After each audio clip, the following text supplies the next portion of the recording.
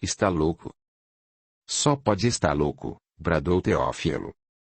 Rebeca nunca foi sua filha. Ah, se não acredita em mim, pergunte à sua esposa. Ela pode confirmar tudo. Teófilo olhou para Lucrécia e perguntou se aquela história era verdadeira. É verdade, Teófilo. Eu e meu irmão somos amantes. Rebeca é filha de Gilberto. Desde que Tiago nasceu descobri que não mais o amava, mas como uma Loritza nunca se separa do marido, continuei casada com você para manter as aparências. Sentia nojo quando você dormia comigo. Sempre que estávamos na cama, quando você me tocava imaginava que era meu irmão, e só assim conseguia entregar-me. Como pôde ser amante do seu próprio irmão? Perguntou Matilde, horrorizada com o que Lucrécia dissera. Não lhe devo nenhuma satisfação, mas para seu conhecimento eu e Gilberto não somos irmãos consanguíneos. Gilberto foi adotado por meus pais quando tinha apenas 2 anos de idade. Só depois disso minha mãe engravidou. Fui muito feliz sendo amante do meu irmão. Ele sabe realmente proporcionar certos prazeres que deixam felizes uma mulher. Teófilo, infelizmente, não foi capaz disso. Qualquer um que visse Gilberto e Rebeca juntos logo descobriria que fisicamente eles eram bem parecidos. Teófilo deixou uma lágrima descer pela face. Estava muito triste. Saber que Rebeca era filha do cunhado deixou-o totalmente desnorteado. Tarcísio, colocando a mão no ombro do sogro, disse: Não permita que essa revelação o faça sofrer. O verdadeiro pai de Rebeca é o Senhor, que cuidou dela desde o seu nascimento, que a educou, e acima de tudo amou incondicionalmente. Quem a ensinou a ser uma pessoa bondosa, honesta, humilde e sensível? O Senhor. Somente um pai faz tudo isso por uma filha. O Senhor fez isso muito bem. Tenho certeza que Rebeca, do outro lado da vida, o tem como seu verdadeiro pai. Portanto, nada de ficar triste. O Senhor é o pai de Rebeca e o avô do filho dela. E como já lhe disse, não o tenho somente como sogro. Considero-o pai, porque nos momentos em que mais precisei o Senhor esteve ao meu lado, amparando-me e amando-me ao seu modo. Abraçou o sogro. Tem razão, Tarcísio. O verdadeiro pai de Rebeca sou eu. Obrigado por considerar-me seu pai. Eu gosto de você como se gosta de um filho. Tarcísio sorriu para ele e deu-lhe outro abraço. Tiago, observando o abraço dos dois e mais uma vez reconhecendo em Tarcísio uma pessoa muito especial, perguntou para a mãe. Mamãe, por que ajudou tio Gilberto a sequestrar e matar Diogo? Eu nunca gostei de Tarcísio. Sempre odiei. Detesto a forma como ele me... Olha, e o julgo culpado pela morte de Rebeca. Nunca quis o casamento dela com esse maldito macumbeiro. Sabia que um macumbeiro metido em nossa família só nos traria azar, e foi apenas o que ele nos trouxe. Azar, muito azar mesmo. Éramos uma família unida, e todos obedeciam cegamente às determinações do homem que amo. Ao ver Tarcísio humilhando Gilberto, odiei-o com todo o meu coração e decidi vingar-me dele. No dia do enterro de minha filha, Tarcísio me humilhou no cemitério, na frente de boa parte da sociedade. O meu ódio por ele triplicou, e concentrei esforços para vê-lo totalmente destruído. Eu odeio, Tarcísio, gritou Lucrécia, e pelas grades da cela cuspiu no jovem viúvo. Odeio e quero vê-lo morto. Fiquei muito feliz quando soube que seu filho bebeu veneno. Agora conhece a dor que eu experimentei quando você e o pestinha do seu filho mataram minha filha Rebeca. E você, Amanda, por que ajudou os dois? Inquiriu Teófilo. Não os ajudei a sequestrarem Diogo, muito menos aprovei a morte dele, falou Amanda. Meu tio pediu-me para trocar de malas com Tarcísio no dia em que ele fosse viajar para Paris. A mala que eu tinha em mãos era idêntica de Tarcísio, e me foi entregue por meu tio recheada de drogas. Assim que trocasse as malas eu telefonaria para a Polícia Federal, que prenderia Tarcísio como traficante de drogas. Se vocês dois não tivessem descoberto a droga no frigorífico, meu tio faria o senhor passar por traficante de drogas também, e com o senhor e Tarcísio presos, ele se apoderaria do seu frigorífico, e tia Lucrécia entraria na justiça para requerer a guarda de Diogo. Eu só sabia de tudo isso e do sequestro. Nada sabia de morte. Quando soube, não aprovei. É mentira. Amanda foi quem bolou todo o sequestro, gritou o bispo da outra cela. Ela está mentindo para se ver livre da prisão. Mas a responsável pela morte da criança é ela, que deu o refrigerante envenenado para Diogo. Ela está tão metida nessa história quanto eu e Lucrécia. Não é verdade. Se eu soubesse que o refrigerante tinha veneno, nunca teria dado a ele, protestou Amanda. Acredito em você, Amanda, disse Tarcísio. O que me surpreende é o motivo que levou o bispo e sua irmã a sequestrarem e matarem meu filhinho. Foi um motivo muito fútil. Jamais poderia supor que alguém fosse capaz de matar simplesmente por sentir-se humilhado. Mas sei que muitas pessoas matam por qualquer coisa, por serem fracas e não conseguirem domar seus maus instintos.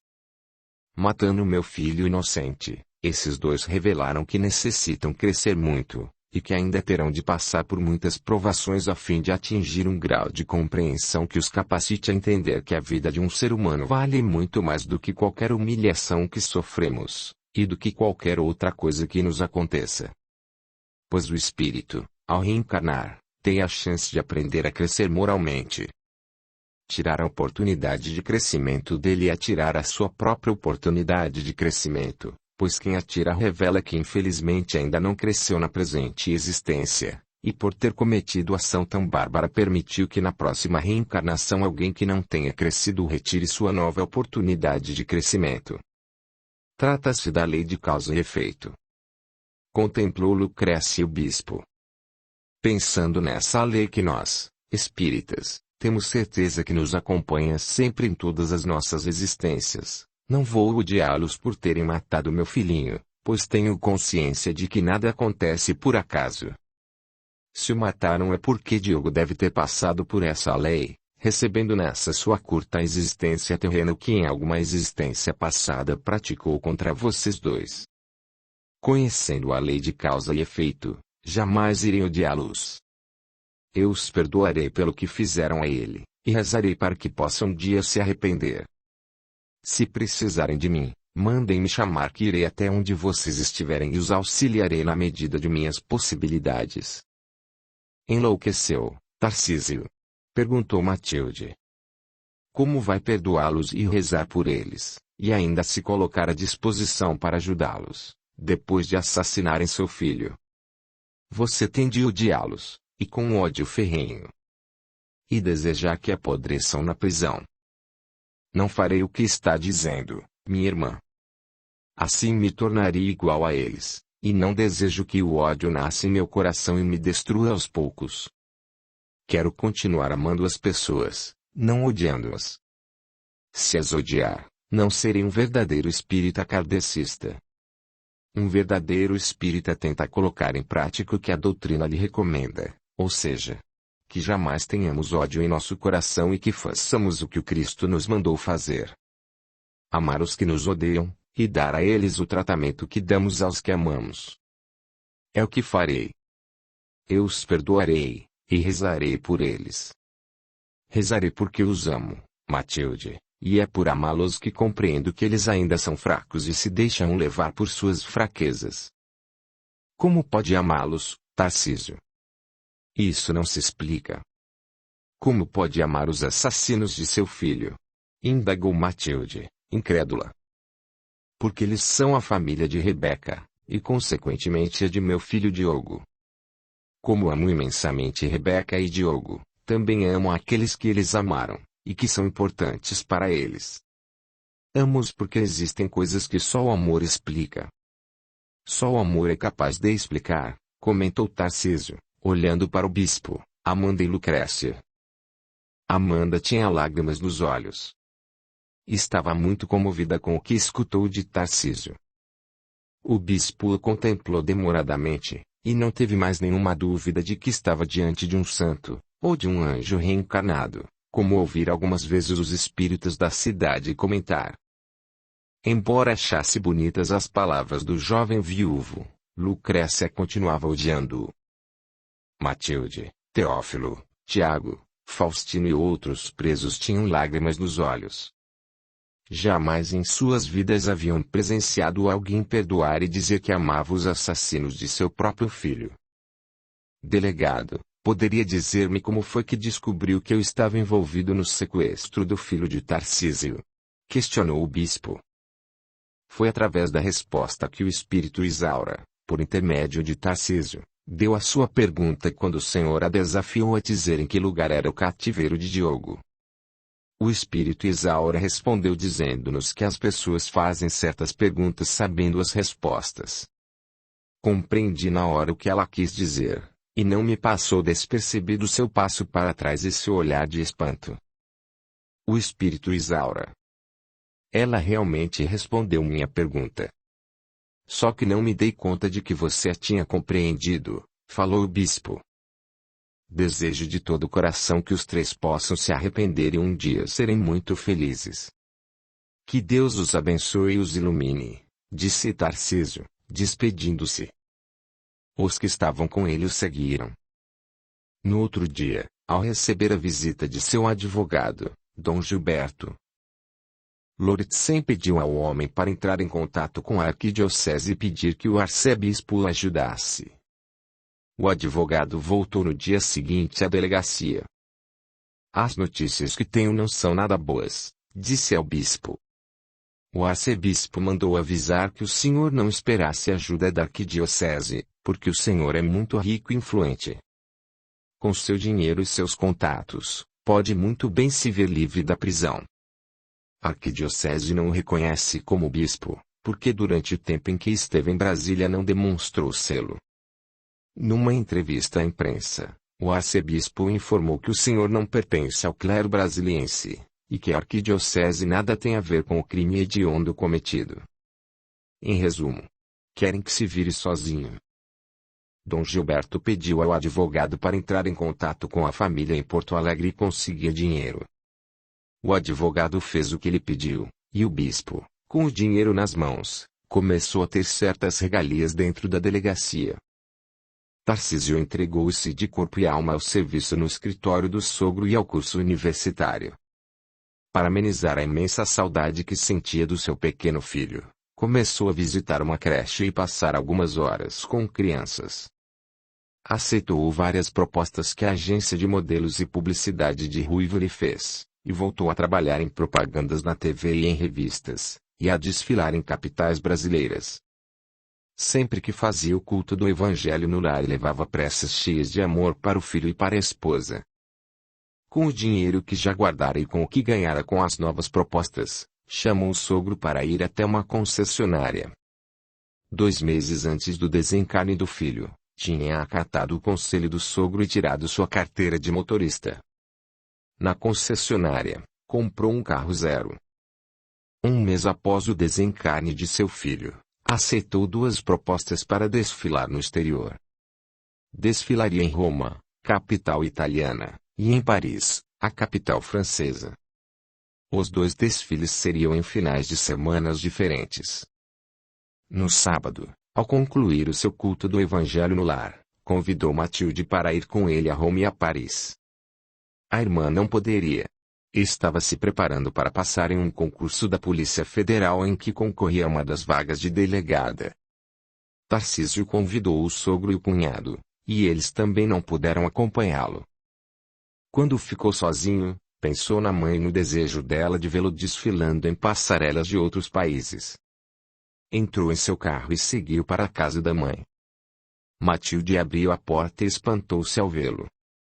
Desde quando o irmão pedira à mãe para cuidar de Diogo e ela o expulsara, nunca mais tinha voltado àquela casa. Aconteceu alguma coisa? Perguntou Matilde. Não aconteceu nada, disse Tarcísio. Mamãe está em casa. Está. Posso falar com ela? Claro que pode. Só espero que ela o receba, falou Matilde. Entre. Você sabe onde fica a sala de estar? Vou chamá-la. Tarcísio entrou e, em pé na sala de estar, ficou olhando para a casa e recordando o quanto fora feliz nela. Marta, ao saber que ele se encontrava em sua casa, desceu a escada e foi até a sala. Matilde disse junto. Queria falar comigo? Indagou ao filho. Sim, mamãe. O que quer? Perguntou Marta rispidamente. Gostaria de convidá-la para viajar comigo para Roma e para Paris. Vou desfilar nessas duas capitais, e posso levar um acompanhante comigo. Um desfile será em um final de semana, e o outro no final de semana seguinte. Teremos uma semana para conhecer os pontos turísticos dessas duas cidades.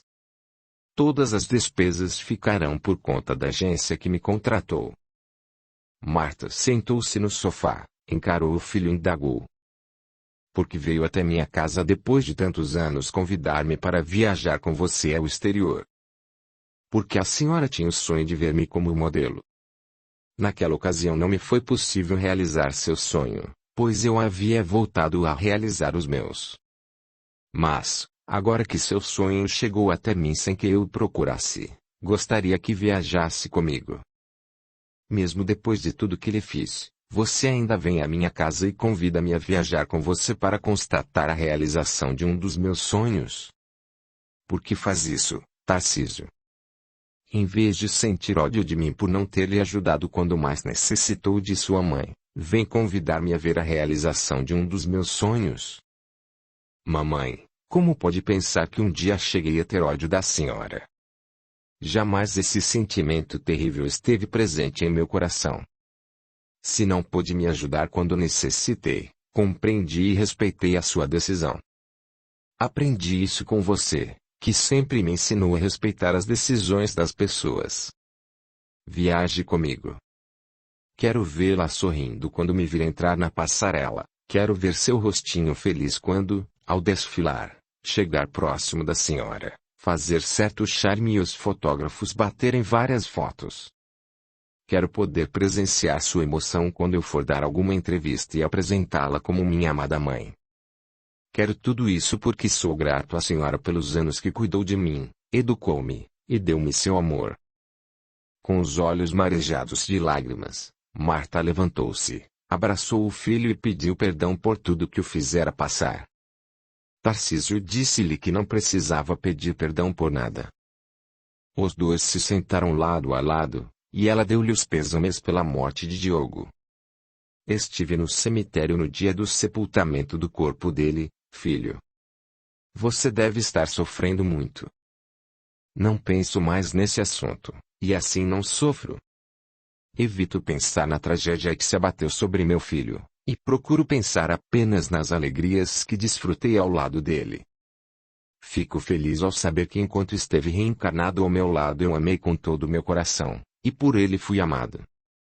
Quando faço preces pelo espírito dele fico imensamente feliz, pois agora, do outro lado da vida, ele não padece mais com os efeitos colaterais da quimioterapia, e deve estar feliz, brincando com a mãe ou com outras crianças em algum bonito jardim ou parquinho da cidade espiritual em que hoje vive.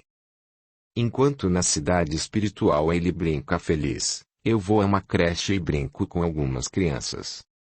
Dessa forma, continuo vivendo e amando através do carinho e do amor que dou às crianças da creche. Marta e Matilde o contemplaram emocionadas. Tarcísio mais uma vez, com suas palavras, tinha lhes dado uma lição de vida. Tarcísio informou a mãe o dia da viagem, e a convidou para participar do culto do Evangelho no lar na casa dele. Abraçando a mãe e a irmã, despediu-se e regressou à sua casa.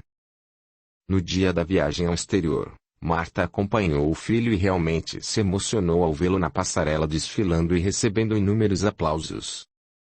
Nenhum dos modelos masculinos que desfilavam era mais lindo e mais charmoso que seu filho. Tarcísio deu entrevistas, e nelas apresentou como sua mãe, também posou para algumas fotos ao lado dela. Os dois visitaram lugares turísticos de Roma e Paris. Ao chegarem ao Brasil, Marta o abraçou no aeroporto e agradeceu os momentos felizes desfrutados ao lado dele. Tarcísio convidou a mãe para assistir às propagandas que iria gravar durante a nova semana, e no dia em que as gravava Marta compareceu.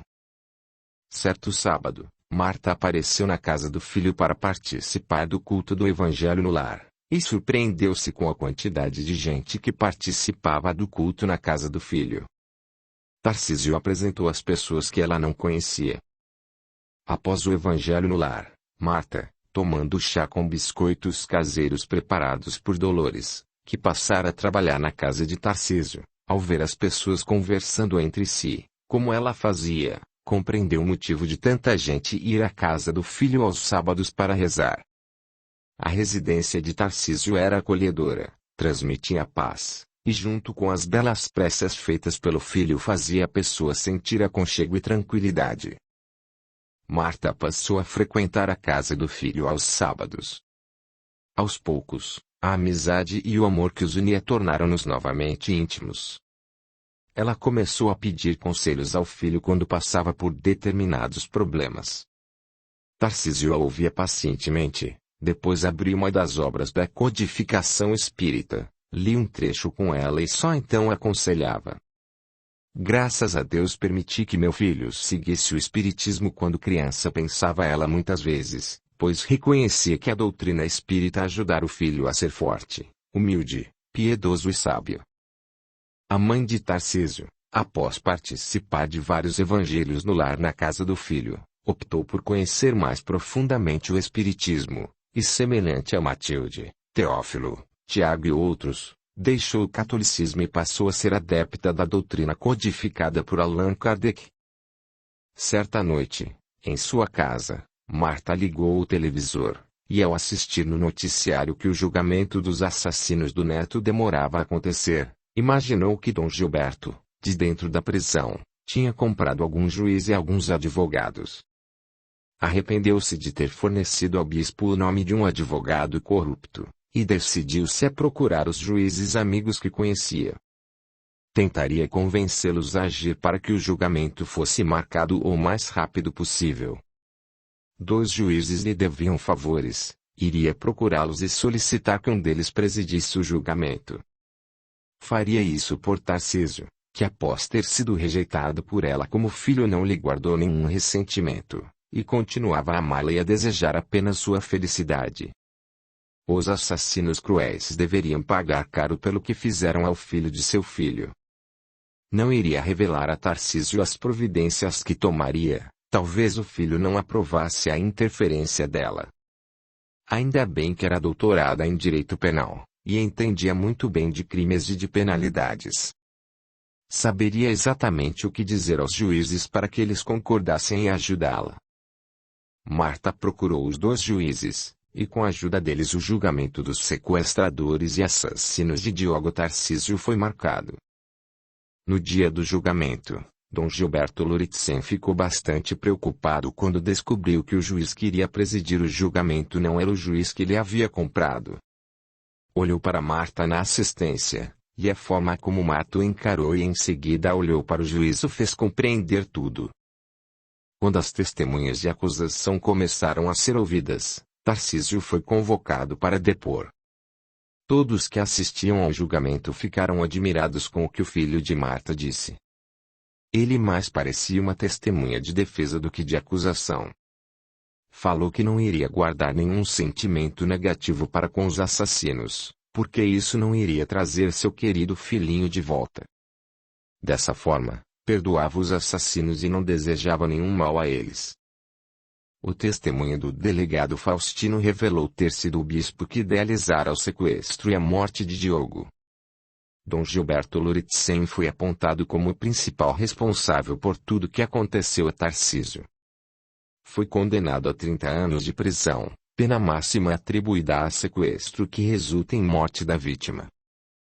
Amanda e Lucrécia foram condenadas por homicídio culposo, e cada uma recebeu pena de 3 anos de prisão. Antes de ser levada para o presídio, Lucrécia endereçou a Tarcísio um olhar cheio de ódio. gritou que iria odiá-lo pelo resto de sua vida, e que o viúvo haveria de pagar por tudo que fizera a ela. Estava muito revoltada, porque nada do que haviam planejado para prejudicar Tarcísio e fazê-lo apodrecer na prisão tinha dado certo. Não bastasse isso, ela é que era presa enquanto o macumbeiro a observava. Mas jurou que se vingaria dele um dia. Dom Gilberto Loritzen, ao receber a visita de seu advogado no presídio, pediu ao homem que lhe conseguisse uma boa quantia em dinheiro com seus pais, em Porto Alegre. O advogado apareceu no presídio após alguns dias, e conseguiu entregar o dinheiro para o bispo. Com o dinheiro, o bispo comprou alguns presos, que o ajudaram a se suicidar dentro do presídio. Audiolivro realizado pelo canal Surya Chand Audiobook. Assim que se enforcou, o bispo viu seu espírito ser lançado em um lugar horroroso, e ele passou a vivenciar a cena do enforcamento diversas vezes por dia, atormentando-se e sofrendo terrivelmente. Ao saber da morte do homem, Tarcísio foi ao presídio e providenciou o necessário para o sepultamento do corpo do tio de Rebeca. Depois, passou a visitar o presídio nos dias de visitas e levar para Amanda e Lucrécia frutas, biscoitos, livros e outras coisas. Amanda, ao perceber que Tarcísio a tratava amigavelmente e rezava em intenção dela, compreendeu que lhe a perdoara de fato. Lucrécia nem queria saber de falar com Tarcísio. Ao receber as frutas, biscoitos e outras coisas que o jovem lhe levava, jogava tudo sobre ele e dizia que o odiava com um ódio mortal, que crescera após o enforcamento do irmão. Tarcísio fazia uma prece por ela e pedia a Deus para ter compaixão da pobre mulher. De 15 em 15 dias Tarcísio visitava Amanda, e durante 1h30 conversava com ela. Outras presidiárias, ao ouvirem-no falar, passaram a contar seus problemas para o viúvo. Este as ouvia, e no final da conversa fazia uma prece por todas. Numa das visitas, ele levou o seu exemplar de O Evangelho segundo o Espiritismo, e, com a autorização do diretor do presídio, passou a fazer junto com as presas o culto do Evangelho no lar dentro do presídio. Na visita seguinte, Teófilo e Tiago acompanharam-no. Outros que frequentavam o culto do Evangelho no lar na casa de Tarcísio começaram a acompanhá-lo, e de visita em visitas presidiárias, com exceção de Lucrécia, sentiam que alguém se importava com elas e que o Espiritismo as ajudava a enfrentar suas penas com mais resignação. Além disso, respondia a muitas de suas perguntas. Certa vez, ao saírem do presídio, Matilde perguntou ao irmão Tarcísio, vendo conversar com Amanda, e mesmo com Dona Lucrécia, que não o quer ouvir, e chamá-las de amigas ou irmãs, fico pensando onde encontrar forças para tratá-las bem e não odiá-las. De onde vêm essas forças, meu irmão? Primeiramente de Deus, e depois do Espiritismo. A doutrina espírita deu-me a fortaleza para que eu aprendesse a tudo suportar e não deixar-me levar pelas tempestades da vida. O Espiritismo me ensinou que nós só recebemos na presente existência o que um dia demos a outras pessoas, em existências passadas. Se hoje elas me fizeram sofrer o horror de perder meu menino, a doutrina espírita esclareceu-me que, em existências passadas, eu ou meu filhinho devemos ter prejudicado essas pessoas. Portanto, se na atual encarnação eu der somente amor e tratar bem todas as pessoas, em minha próxima reencarnação receberei amor dos indivíduos a quem dei esse sentimento, e elas me tratarão da mesma forma que atualmente as trato. Sou muito feliz por ter conhecido o Espiritismo. Ao chegar em casa, Matilde contou à mãe o que escutara de Tarcísio. A mulher ficou pensando no que ouviu, e disse a Matilde que ela era bem diferente do filho. Iria procurar o diretor do presídio em que as duas estavam presas, e também o juiz que presidira o julgamento das duas, junto com os dois homens. Ela cuidaria para que as duas cumprissem a sentença de 3 anos sem conseguir liberdade antes disso. Sendo doutorada em Direito Penal, sabia que elas poderiam sair do presídio antes dos 3 anos por bom comportamento, ou por outras regalias que a justiça permitia. Mas elas não teriam essas regalias, se tivesse de pagar caro para que as criminosas permanecessem os 3 anos dentro do presídio, pagaria. Marta procurou o diretor do presídio e o juiz que presidiu o julgamento, e após muito conversar com os dois, ao regressar para sua casa teve certeza de que Amanda e Lucrécia cumpririam a pena de 3 anos. Os meses foram passando, e Tarcísio seguia sua vida normalmente. Trabalhava no escritório do sogro, estudava na universidade, frequentava a casa espírita, fazia o seu culto do evangelho no lar, visitava a creche, o presídio e continuava com a vida de modelo. Nas férias do meio do ano, o presidente da casa espírita, ao participar do culto do evangelho no lar na residência de Tarcísio, disse ao viúvo que a quantidade de pessoas que iam à casa dele no sábado era suficiente para fundar uma nova casa espírita na capital brasileira. Tarcísio disse jamais ter pensado em tal coisa. O senador Cardoso, Teófilo, Clara, Kleber, os 2 médicos e os jovens que estavam presentes comentaram que o presidente tinha razão. Começaram a conversar, e acabaram convencendo Tarcísio a coordenar a fundação de uma nova casa espírita. O jovem aceitou, com a condição de que ele não fosse eleito presidente da casa. O senador Cardoso e Teófilo compraram o terreno e o doaram à futura casa espírita. Colocaram uma lona no terreno, e embaixo dela fizeram a primeira reunião da nova casa espírita. Clara foi eleita presidente da casa, e o senador vice-presidente. Tarcísio foi eleito diretor das futuras obras sociais. Isaura, Rebeca, Felipe e outros espíritos estiveram presentes à reunião, e transmitiram aos presentes energias benéficas, impondo suas mãos sobre eles. Todos começaram a se empenhar na construção de 2 salas e um banheiro no terreno. Cada um, conforme suas possibilidades, fez doações financeiras, e em 2 meses as 2 salas e o banheiro estavam prontos. Começaram a se reunir nas salas, e os trabalhos espirituais, sociais e estudos da doutrina começaram a ganhar vida na casa espírita recém-fundada. Algumas noites, quando sentia falta do filho, Tarcísio entrava no quarto que pertencera a Diogo, beijava algumas roupas do garoto, e olhava o álbum de fotos. Nessas ocasiões, deixava rolar pela face lágrimas de saudades. Quando a saudade de seu filhinho era muito forte, ia até a creche que costumava visitar e ficava algumas horas brincando com Diego, um menino de 5 anos, loirinho e de olhos azuis. Eles eram muito apegados um ao outro. Capítulo 33. Filme de vidas passadas. Diogo jogava a bola com outras crianças, e Rebeca, Isaura e Felipe o observavam. Sorriram quando ele errou o chute e acabou caindo. Um menino que jogava no time dele estendeu-lhe a mão, e o ajudou a levantar-se do chão. Os 2 voltaram a correr atrás da bola. Rebeca recordou o dia em que o filho chegara ao mundo dos espíritos. Depois de dormir por 2 dias, ao despertar o menino começou a chorar, queria ir para a casa de seu papaizinho e ficar com ele.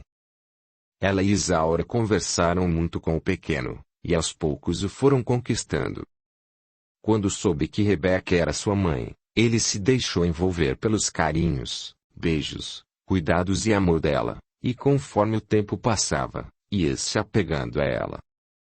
Quando Isaura percebeu que ele já podia tomar conhecimento do que lhe tinha acontecido, com muito tato falou-lhe sobre o seu desencarne.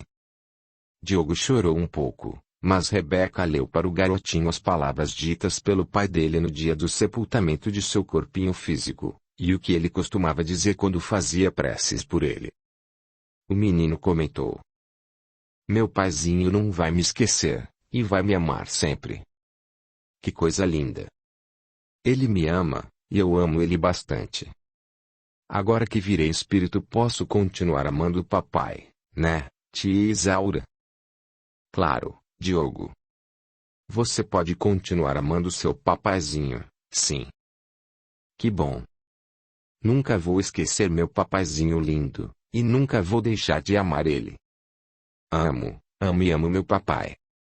Olhou para Rebeca. "Eu amo você, mamãe, mas amo muito." Abriu os bracinhos, meu papaizinho. As duas sorriram. Ela abraçou e beijou o filho, garantindo-lhe que o amava muito e que não ia ficar com ciúmes por ele amar mais o pai dele. Diogo visitou o pai com ela, Isaura e Filipe bem no dia em que Tarcísio fazia o culto do evangelho no lar, e na hora da prece pedia para que o filho continuasse aceitando a ajuda que recebia da mãe de outros espíritos, e que fosse muito feliz na cidade espiritual em que vivia. Amava-o com todo o seu coração, e sempre o iria amar e se lembrar dele. Diogo aproximou-se do seu pai, e, com lágrimas nos olhos, beijou-o na face e disse que também o amava e que estava feliz ao lado da mãe. Depois daquela visita, ao escutar o pai dizendo que o queria ver muito feliz, Diogo passou a brincar com outras crianças. Ouviu-as dizer que tinham assistido em uma televisão bem grande um filme que mostrava por que elas haviam morrido da forma como morreram. O menino pediu a Isaura para assistir ao filme que explicava por que ele havia sido envenenado. Isaura lhe dizia que uma hora haveria de levá-lo junto com Rebeca para os dois assistirem ao filme.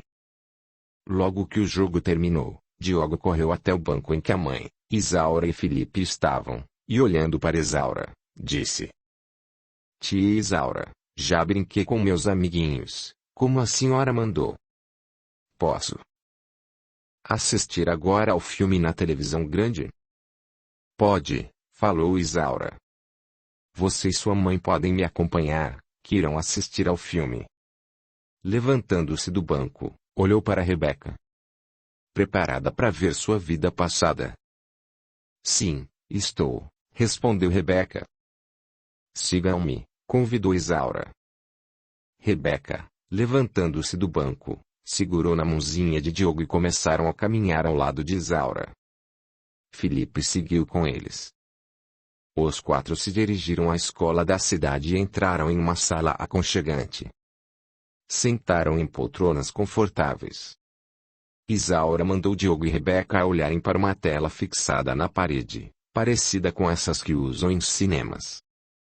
Apertou um botão fixado no braço esquerdo da poltrona em que ela estava sentada, e as imagens começaram a surgir na tela. Um homem de cabeça com trêmulos brancos, olhos azuis e aparentando mais de 60 anos, sentado em uma cadeira no locutório do convento, uma espécie de sala de espera separada por grades onde as freiras de ordem contemplativas conversam com os visitantes, aguardava falar com uma freira. Passados 5 minutos, duas freiras surgiram no locutório e se sentaram. Boa tarde, senhor Tadeu. Sou a Madre Inês, disse uma freira idosa. Soube que o senhor gostaria de falar com sua neta. Ficarei ao lado da irmã Teresa escutando o que tem a dizer a ela. Boa tarde, vovô, saudou uma freira bem jovem. Boa tarde, Teresa, respondeu o homem, contemplando os olhos azuis da neta. Teresa, depois que você entrou no convento, seu primo Raul casou-se obrigado com a irmã da esposa do irmão dele. Obriguei Raul a casar-se porque ele faltou com o respeito para com a moça. Raul não amava, e após 6 meses de casado sua esposa entrou em trabalho de parto. Raul não permitiu que Lúcia, sua cunhada, ajudasse a irmã, nem deixou que a escrava parteira da fazenda entrasse no quarto, permitiu somente que uma escrava que nada entendia de partos ficasse no quarto. Ao saber disso, Antônio brigou com o irmão, e montando em seu cavalo foi até a cidade em busca do médico. Antes de um médico chegar, a criança começou a nascer, e a escrava que estava no quarto e só conseguiu ajudar o bebê, a esposa de Raul morreu. Lúcia, esposa de seu primo Antônio, não quer cuidar da criança.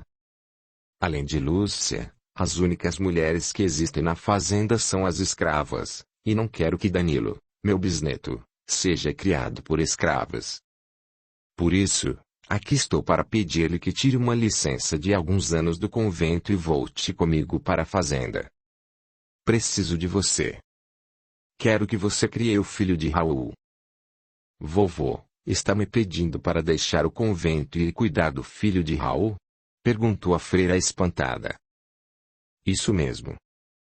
Irmã Teresa não poderá deixar o convento, senhor Tadeu, falou a madre. Ela é a minha melhor freira. Será enviada por nossa ordem religiosa para fundar um novo convento em outro país. Dentro de 6 meses deixará o Brasil e seguirá para a França. Madre Inês, o que sua ordem religiosa pretende fazer com minha neta não me interessa, disse o avô da freira. Quero minha neta educando meu bisneto. Cravou os olhos na freira. Teresa, você me deve muito. Pense em tudo que fiz por você na ocasião em que seus pais e os pais de seus primos foram mortos quando a fazenda foi invadida por escravos fugitivos. Acredito que você deva mais a mim do que a sua ordem religiosa. A freira de 26 anos pensou no dia em que os escravos entraram na fazenda e mataram seus pais e os pais dos primos. Ela tinha apenas 5 anos, mas desde aquela idade o avô cuidou dela e dos primos, e satisfez a todos os seus caprichos. Devia muito ao avô. Ele sabia disso, e agora pedia que o ajudasse na hora em que precisava dela. Queria que ela fosse cuidar logo do filho de Raul, o filho do primo que amava em segredo. E sabia que o primo a amava. Mas não fora capaz de revelar seu amor a Raul quando ele lhe disse que a amava. Acreditava ser um grande pecado 2 primos se amarem. Agora o destino lhe pedia para criar justamente o filho do primo amado. Se fosse cuidar do menino, teria de abandonar o convento. Embora gostasse muito do convento e das freiras, seu avô era sua família, e naquele momento precisava dela. Não poderia virar as costas ao homem que a criara. Encarando a madre, decidiu. Madre Inês, o vovô precisa de mim. Irei com ele. Irmã Teresa, se deixar o convento não poderá retornar a ele. Tem certeza de que irá abandonar essa casa de Deus? Casa essa em que se sente feliz e tem ajudado muitas irmãs a encontrarem a felicidade que você encontrou? Inquiriu a madre. Infelizmente terei de abandonar essa casa de amor e oração. Meu avô necessita de mim. Não posso ser ingrata. Foi ele que me educou e me amou muito após ter ficado órfã. O próprio nosso Senhor Jesus Cristo nos ensinou que maior amor tem aquele que doa a vida pelo seu próximo. Vovô doou a vida dele por mim e por meus primos no passado. Agora é a minha vez de fazer o mesmo. Partirei com ele.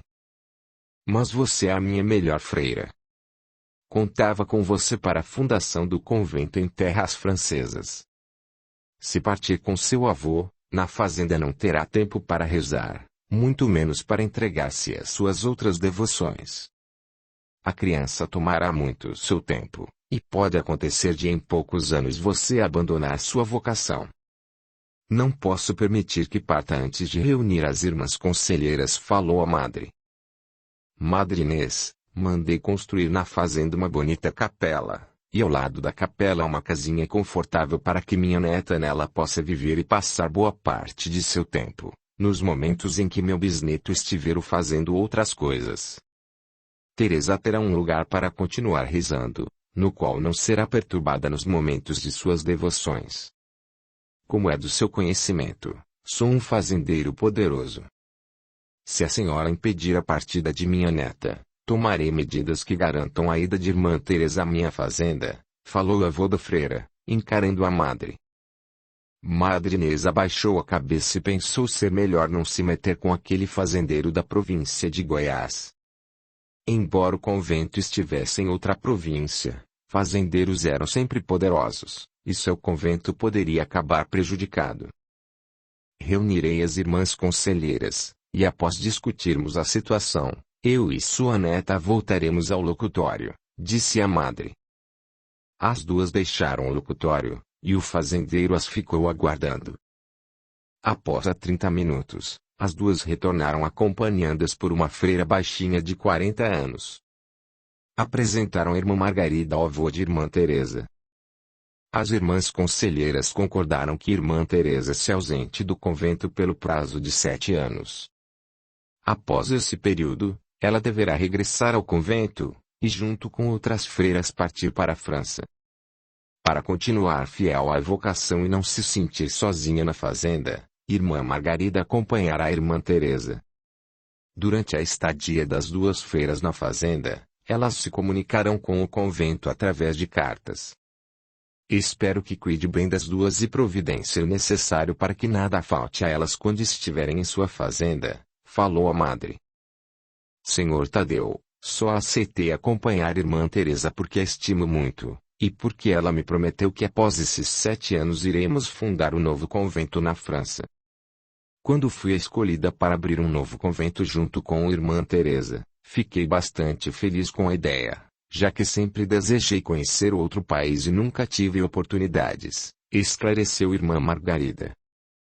Se minha neta lhe prometeu que irão fundar o convento na França, então não se preocupe com nada.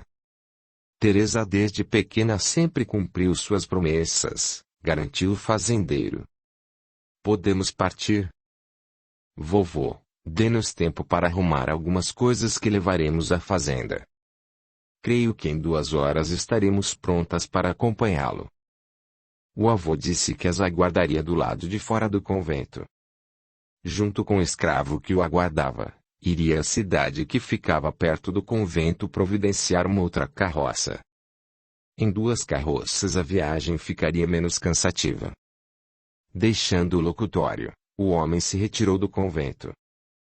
Após 2 horas ele regressou, e as 2 freiras, subindo nas carroças, seguiram com ele para a província de Goiás. Depois de várias semanas de viagem chegaram à fazenda do senhor Tadeu. Ele mandou um escravo chamar Raul e Antônio, que estavam na plantação. Lúcia, esposa de Antônio, desceu até a sala e cumprimentou as 2 freiras. A mulher de 28 anos, cabé com trêmulos castanhos cacheados e olhos da cor dos cabé com trêmulos, olhou irmã Teresa de cima a baixo e disse: imaginava que não fosse atender ao pedido de seu avô. Seu sonho era ser freira, desde a época em que éramos internas no colégio particular da senhora Otávia. Você afirmava que se um dia entrasse no convento ficaria nele até morrer.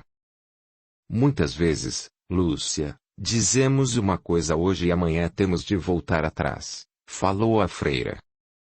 Vovô precisa de mim, e aqui estou para ajudá-lo. Aproximou-se de Lúcia e a abraçou. Lúcia retribuiu o abraço sem muita vontade.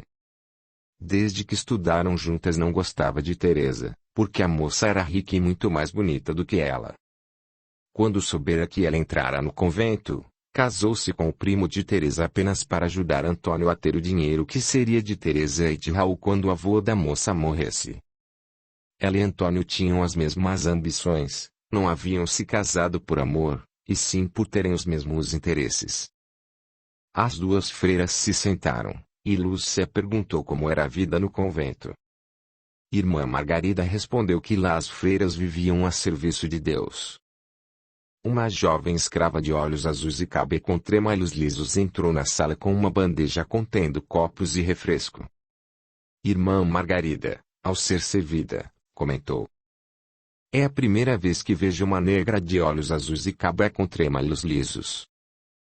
Madalena, filha de uma escrava com um feitor branco que trabalhou para mim no passado. O pai dela tinha olhos azuis e cabelo com trêmulos lisos. Sua mãe era negra, e tão bonita quanto a filha. Morreu quando a filha ainda era pequena, explicou o fazendeiro. Madalena, que alegria vê-la, minha amiga. Muito bom que você esteja aqui na casa grande, e não trabalhando na plantação, falou irmã Teresa. Sinhazinha Teresa, exclamou a escrava. É a sinhazinha mesma dentro dessa roupa? Sim, Madalena. Dê-me um abraço. E abraçou a escrava. A sinhazinha vai viver na fazenda de novo? Só por um tempo. Graças a Deus nossa santinha voltou para a fazenda, disse Madalena. Licença, sinhazinha. Preciso voltar para a cozinha. A escrava abaixou a cabeça e os deixou na sala. Raul e Antônio entraram em seguida, e tiraram seus chapéus. Antônio tinha 30 anos, era alto, de cabelo com trêmulos pretos e olhos da mesma cor. O irmão era um pouco mais baixo que ele, possuía 28 anos, e também tinha cabelo com trêmulos e olhos pretos. Era bem mais bonito que Antônio. Quando os olhares dos dois irmãos se fixaram na prima, eles sorriram para ele e disseram ter sentido muitas saudades. Também senti saudade da fazenda, e de todos vocês, mas estou feliz no convento, e pretendo retornar a ele. Vim à fazenda apenas para educar o filho de Raul. Aliás, Raul, onde a criança se encontra? Venha comigo, Teresa, eu a levarei até ele, disse Raul. Não a chame de Teresa, senhor Raul, e sim de irmã Teresa. Sua prima é uma freira. Não se esqueça disso, comentou irmã Margarida. Raul chamou as duas para segui-lo. Elas levantaram-se e o acompanharam. Avô e neto seguiram atrás das duas. Lúcia dirigiu-se ao seu quarto. Logo que entrou em um quarto e viu o filho sendo amamentado por uma escrava, Raul apontou para a criança e disse: É esse aí. Irmã Teresa cumprimentou a escrava. Aguardou que ela terminasse de amamentar o menino. Depois, pegou no colo e contemplou-o. Ficou emocionada quando a criança, sem motivo algum, sorriu para ela. Beijou a fronte do menino e o devolveu à ama. Deixaram o quarto, e irmã Margarida pediu para conhecer a capela e a casinha em que elas iriam morar. Depois disso, deram uma volta pela fazenda. Regressaram à casinha em que iria morar e começaram a arrumar os pertences que tinham trazido do convento. Irmã Teresa começou a dedicar-se ao filho de Raul. Fazia todo o possível para que o menino se sentisse amado e crescesse saudável e feliz. Quando ia à capela para rezar, levava Danilo e pedia a Madalena, que passara a morar com ela e com a outra freira, para segurar Danilo enquanto ela e a irmã Margarida rezavam. Lúcia não gostou nem um pouco de que Madalena deixasse a casa grande e passasse a servir Teresa. Era a escrava que lhe penteava os cabelos com trêmulos e que lhe preparava o banho, e fazia outras coisas para ela. Madalena sabia de todas as suas vontades e a tratava muito bem, já a escrava que a substituir era uma imprestável. Teresa lhe roubara a escrava, mas ela haveria de dar uma lição em Madalena por ter preferido ficar com Teresa na casinha, em vez de continuar a servi-la, como sempre fizera. Alguns meses depois, era fácil perceber que a jovem freira e Danilo tornaram-se muito apegados um ao outro. Ninguém jamais a ouvira reclamar por ter abandonado o convento e estar na fazenda, cuidando do filho de Raul. Quando alguém lhe perguntava se sentia saudades do convento, sorria e olhava para a pessoa com seu olhar sereno, que fazia a pessoa entender sua resposta. Irmã Teresa passou a interceder por alguns escravos que, amando de Lúcia ou de Antônio, eram castigados no tronco. Ajoelhava aos pés do avô e pedia-lhe que perdoasse o escravo. O avô algumas vezes perdoava, outras não. Quando algum infeliz não era perdoado, ela ajudava o escravo Martins a tratar das feridas feitas a chicote. Martins, com suas ervas, cuidava das moléstias dos escravos, e ela mesma tratava as feridas até que ficassem cicatrizadas. Sempre que podia a freira falava com os escravos, e ao saber de tanta injustiça cometida contra eles, conversava demoradamente com o avô. Com isso, conseguiu alguns benefícios para os escravos, que a consideravam uma santa, e sempre que se viam em apuros recorriam a ela. Tadeu amava a neta. Atendia os rogos dela em favor dos escravos apenas para agradá-la, e quando a neta lhe pedia para construir casinhas para os escravos, tirá-los da senzala e deixá-los constituir família e andar livremente pela fazenda, dizia-lhe ser uma tolice pedir tal coisa. Contudo, atenderia ao pedido se ela abandonasse a ideia de ser freira e vivesse com ele na fazenda. Irmã Teresa sorria e nada lhe respondia. Ele andava bastante contente com a forma como ela educava Danilo. Tinha se apegado muito ao bisneto, e adorava quando o menino corria até ele e, entre abraços e beijos, chamava-o de bisavô e fazia brincadeiras. Raul sentia o amor que nutria pela prima a crescer mais e mais. A prima o ajudará a amar o filho. Com ela aprender a gostar de brincar com o garoto. Sentia-se alegre quando Danilo o chamava de pai, e quando afirmava que queria ser como o pai quando crescesse. Certo dia, não aguentando mais sufocar o amor que sentia pela prima, pediu a ela para abandonar o convento e casar-se com ele. Irmã Teresa lhe pedira para nunca mais tocar em tal assunto, pois ele já sabia o que ela pensava. Para ela, era um pecado mortal dois primos se amarem e se casarem. Se tocasse novamente no assunto, regressaria ao convento, e ele mesmo passaria a educar o filho. Raul nunca mais tocou no assunto, no entanto, continuou amando a prima em silêncio, e sempre que podia observava de longe. Desde que a prima voltara do convento, Antônio sentira a paixão por ela reacender dentro de si.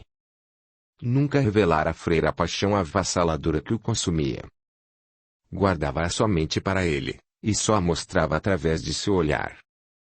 O ciúme o corroía sempre que o irmão dirigia seus olhos apaixonados para a freira e conseguia a atenção dela. Não entendia por que o irmão sempre obtinha tudo o que queria, enquanto ele quase nunca conseguia nada. Além da atenção da freira, Raul também tinha a atenção e a proteção do avô, que lhe fazia todas as vontades. Na verdade, o avô gostava mais de Raul do que dele, só um cego não perceberia isso. Seu irmão enganava todos com seu jeito sonso, e todos da fazenda gostavam muito de Raul. Até os escravos pareciam estimá-lo mais que a ele. Que estimassem. Quem liga pra isso? Pensava. Sou melhor do que meu irmão, e ainda provarei isso para meu avô. Terei o que Raul obteve sem nenhum esforço. A atenção da freira, o amor grandioso do meu avô e a consideração dos escravos, que só me obedecem porque sentem medo de mim. Daria um jeito de tirar Raul de seu caminho, e dessa forma ficar com tudo que pertencia ao irmão. Lúcia estava cada vez mais insatisfeita com a presença da freira na fazenda. Irmã Teresa era a queridinha do fazendeiro, e o avô de seu marido fazia todas as vontades da moça. No dia em que escutou o avô dizer que deixaria toda a fazenda para Teresa se ela abandonasse o convento, decidiu tirar a freira de seu caminho, pois ela passara a ser uma ameaça à herança de Antônio, e consequentemente uma ameaça ao que ela herdaria. Chamou o marido para conversar, e aí lhe contou o que tinha escutado. Antônio ficou preocupado. Teresa não poderia herdar a fazenda que ele queria totalmente para si. Lúcia sugeriu que tirassem a freira do caminho, e contou a Antônio o que pretendia. Ele concordou com ela. Lúcia sugeriu que o marido falasse com o escravo que fazia feitiços e encomendasse um feitiço bem forte contra a Teresa. Antônio disse-lhe que Martins nunca aceitaria fazer tal coisa, pois os escravos amavam a prima. Lúcia, porém, garantiu que convenceriam o negro a fazer o feitiço. Os dois procuraram Martins, e Lúcia pediu ao homem que preparasse um feitiço terrível, que provocasse uma forte doença na irmã Teresa, obrigando-a a voltar para o convento. Disse ao escravo para não comentar nada com ninguém, e prometeu que se o feitiço funcionasse ela e Antônio o ajudariam a ser livre. O escravo, que semelhante aos outros gostava muito da freira e odiava os dois, concordou em fazer o feitiço, pediu Antônio e Lúcia para aparecerem à meia-noite no cemitério da fazenda. Eles compareceram ao local, e o negro fez o feitiço diante deles, garantindo que daria certo e que a mulher a quem o feitiço se destinava ficaria muito doente. 2 dias depois, Lúcia ficou muito doente, em seu corpo apareceram várias feridas. Após 3 dias as feridas começaram a ficar feias e a exalar cheiro ruim. Ela e o marido compreenderam que o negro tinha feito o feitiço para ela e não para a irmã Teresa. Decidiram se vingar do escravo. Irmã Teresa, junto com uma escrava, começou a cuidar das feridas dela, e passou a fazer muitas preces por ela. Lúcia, porém, não gostava nem um pouco da freira e não queria ser tratada por ela. Conversou com Antônio e disse-lhe como se vingaria do negro feiticeiro. Quando estavam jantando, Antônio disse ao fazendeiro: Vovô, Lúcia tem um primo que se formou médico e logo depois resolveu virar padre. Ele foi estudar em Portugal, e nós soubemos que ele voltou ao Brasil e está na cidade, formado padre médico. como Lúcia está doente, penso em chamá-lo para vir à fazenda cuidar dela, e ao mesmo tempo celebrar missas na capela e ouvir as freiras e Lúcia em confissão. O que o senhor acha de ideia? Acho uma boa ideia, mas antes de pedir ao padre para vir falarei com Teresa e com a irmã Margarida e verei o que elas pensam da sugestão. No dia seguinte, as freiras foram consultadas e aprovaram a ideia. No final de semana, Padre Gonçalo surgiu na fazenda. Tratava-se de um homem de 35 anos.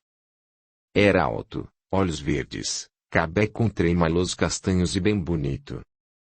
Começou a tratar as feridas de Lúcia, e os dois passaram a conversar por longas horas. Padre Gonçalo passou a celebrar missas na capela das freiras e a ouvi-las em confissão. Também ouvia em confissão a prima, o fazendeiro e os dois netos do fazendeiro. Lúcia convenceu o senhor Tadeu a reservar um quarto da casa grande para o padre, dizendo ao fazendeiro que era muito cansativo para Gonçalo vir da cidade para a fazenda e ter de regressar no mesmo dia. Um quarto da casa grande foi colocado à disposição de Padre Gonçalo, que passou a pernoitar na fazenda, e até a permanecer alguns dias nela. Certa noite, Lúcia e Antônio contaram ao padre que ela ficara doente devido a um feitiço que um escravo da fazenda lhe lançara. Revelaram sua intenção de castigar o negro, e pediram ajuda do padre. Este respondeu que eles poderiam castigar o escravo sem necessitar da ajuda dele. Lúcia explicou que irmã Teresa protegia os negros, e que o avô fazia tudo o que ela queria, inclusive permitir que os negros realizassem feitiçarias dentro da fazenda, pois, segundo a freira, não se tratava de feitiçarias, e sim de culto a seus deuses. Os dois conversaram horas com o padre, e falaram a ele sobre seu objetivo de conseguirem a fazenda só para eles. Padre Gonçalo, que era um homem ambicioso, disse que os ajudaria se eles lhe dessem uma boa soma em dinheiro, ou mesmo um grande pedaço de terra. Os três fizeram um acordo, e o padre se comprometeu a ajudá-los em seus planos. No dia seguinte, na hora em que tomavam café, o padre comentou com o fazendeiro que havia um responsável pela doença de Lúcia. Um negro feiticeiro que havia na fazenda. Soubera, por um dos negros, que um feitiço fora lançado sobre Lúcia. O fazendeiro tinha de mandar o negro ser castigado, pois ele representava um perigo para toda a família naquela fazenda. Que negro lhe contou isso? Perguntou o fazendeiro. Isso não posso dizer, respondeu o padre, pois ouvi o negro em confissão, e a confissão jamais pode ser revelada a ninguém. Tadeu mandou chamar Martins, e indagou se ele tinha feito um feitiço para Lúcia. Fiz para sinhá Lúcia porque ela e o senhor Antônio encomendaram um feitiço para a sinhazinha Teresa, disse o negro. Negro mentiroso. Eu e meu marido jamais o mandamos fazer feitiço para ninguém, disse Lúcia. Está mentindo. Não estou, não, senhor Tadeu, insistiu Martins.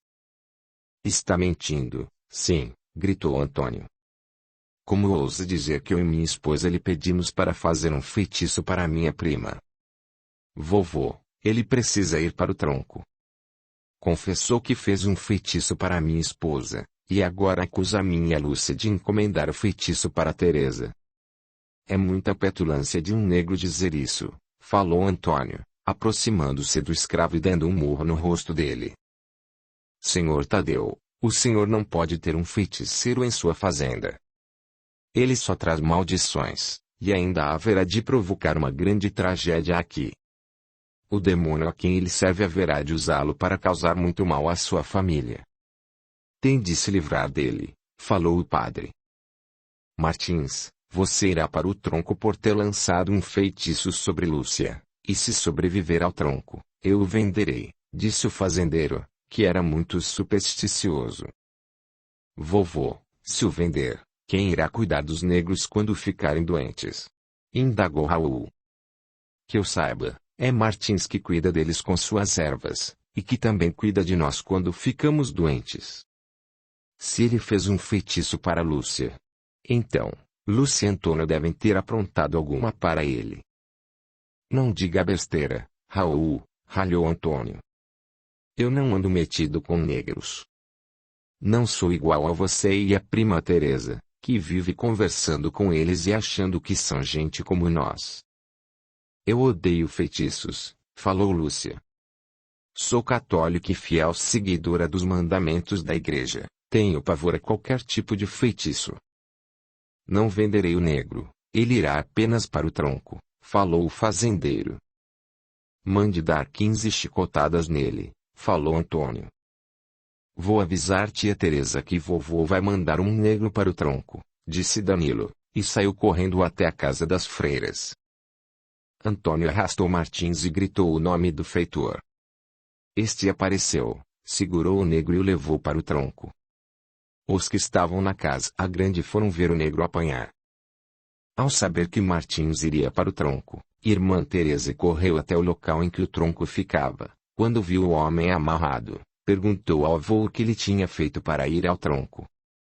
O avô lhe disse um motivo. Vovô, isso não é motivo para castigá-lo assim. Se Lúcia ficou doente, não deve ter sido por causa do feitiço. Ela vive dizendo que feitiços não existem, e que não acredita neles. Se não acredita neles, ela deve ter ficado doente devido a algum problema que ocorreu em seu organismo. É comum o organismo das pessoas não funcionar bem e elas ficarem doentes, falou a freira. Quanto ao que o padre falou sobre Martins atrair maldição para a fazenda, não acredite numa idiotice dessas. Martins é muito viver nessa fazenda, e nunca nenhuma maldição nos atingiu.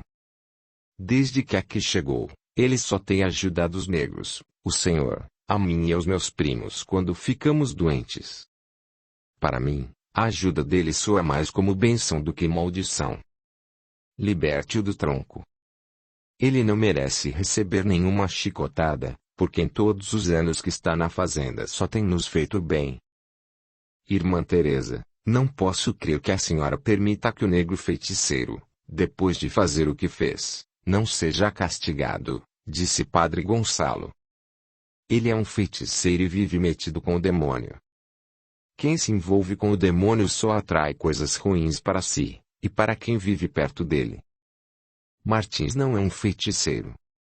É um curandeiro, disse a freira. Ele não vive metido com o demônio. Martins vive envolvido com os deuses de sua religião.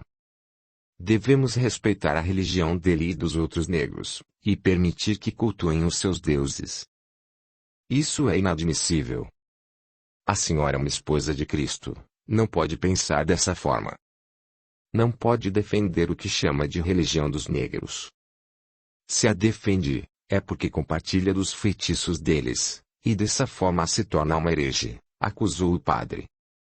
Vou denunciá-la ao bispo e exigir que ele a mande imediatamente de volta para seu convento com a outra freira. Padre Gonçalo, respondeu a freira, nosso convento não está sob a jurisdição do seu bispo. A nossa ordem religiosa tampouco segue tudo o que o bispo da província determina. Nossa ordem segue as determinações do superior-geral da ordem. O senhor pode denunciar o que desejar ao seu bispo, que pouco estou ligando. Sei que não sou herege, e sim uma cristã que compreende que ser cristã é aceitar o seu próximo como ele é, e respeitar sua crença para que ele respeite a minha. Padre Gonçalo, se o senhor causar algum mal à minha neta, esquecerei que é um religioso e o perseguirei até que seja morto, falou Tadeu, encarando o padre. O padre, que sabia o quanto o fazendeiro era poderoso na região, abaixou a cabeça e nada disse. Vovô, mande libertar Martins do tronco, pediu irmã Teresa. Eu lhe peço com todo o meu coração. Joaquim, liberte o escravo, ordenou o fazendeiro. Após ser libertado, Martins ajoelhou-se aos pés da freira e agradeceu por ela tê-lo salvo. Martins, vá para a plantação e continue trabalhando, falou Tadeu. Obrigada, vovô, por ter libertado o escravo do tronco. A freira abraçou o avô e o beijou na face. Preciso regressar para a capela e rezar com irmã Margarida. Está na hora de nossas preces. Deixando-os, foi para a capela. Vou dar uma olhada na plantação para verificar como os negros estão trabalhando, falou o fazendeiro. Vou com o senhor, vovô, disse Raul. Eu também quero ir, pediu Danilo. Os três seguiram em direção à plantação. Teresa mais uma vez conseguiu libertar um escravo do tronco, reclamou Lúcia. A freira jamais deveria ter me respondido com tanto desrespeito, disse o padre. Ela me humilhou,